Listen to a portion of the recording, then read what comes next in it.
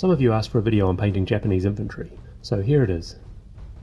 My good friend Wayne painted most of the Japanese infantry pictured in Rising Sun, so I'll be showing you his recommended colours along with one or two small suggestions of my own. To start with, the figure is undercoated with black. I've given him a light dry brush of pale grey to make the details show up on camera. You don't need to do that. I'll start by base coating the uniform with English uniform.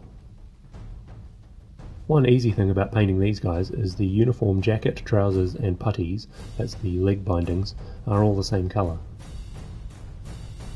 Next I'll paint the uniform khaki grey.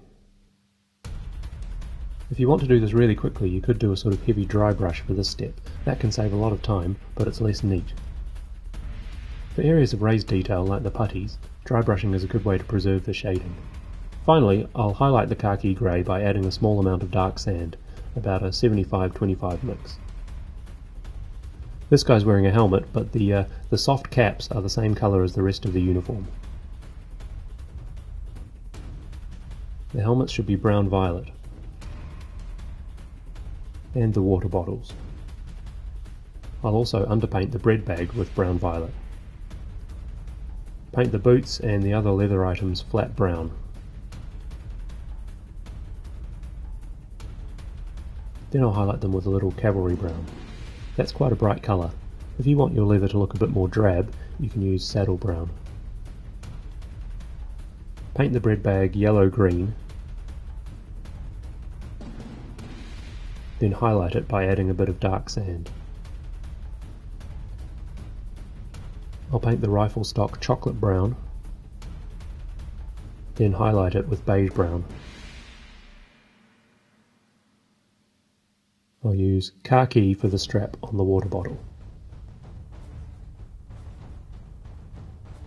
There's really not a very big difference between typical Japanese and European skin tones. Japanese skin tends to be slightly more brown, so depending on how you usually paint skin, you probably don't have to change much.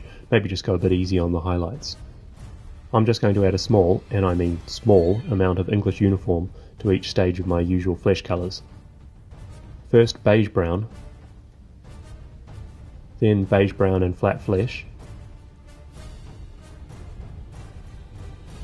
then a few selective highlights of flat flesh.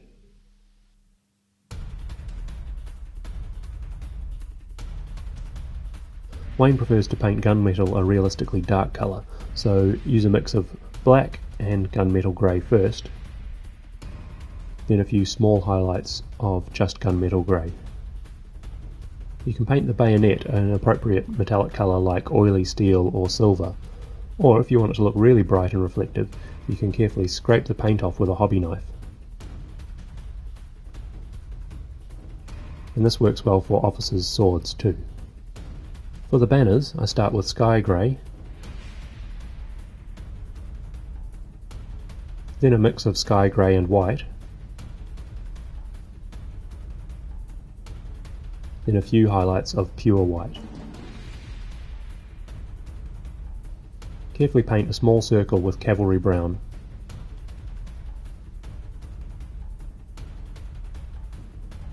Then highlight it with black red. That's it, he's finished. Now I'll glue him to a base with 3 of his friends. For an even texture on the base, I'll cover the gaps with pre-mixed plaster filler. You can also use pumice gel or whatever product you prefer. When it's dry, I'll paint it German camo medium brown. To give the dry grass look like the figures you'll see in Rising Sun, I'm going to use a mix of 2 different Gale Force 9 products, green static grass and arid static grass. First paint the base with watered down PVA white glue. And place the grass with tweezers.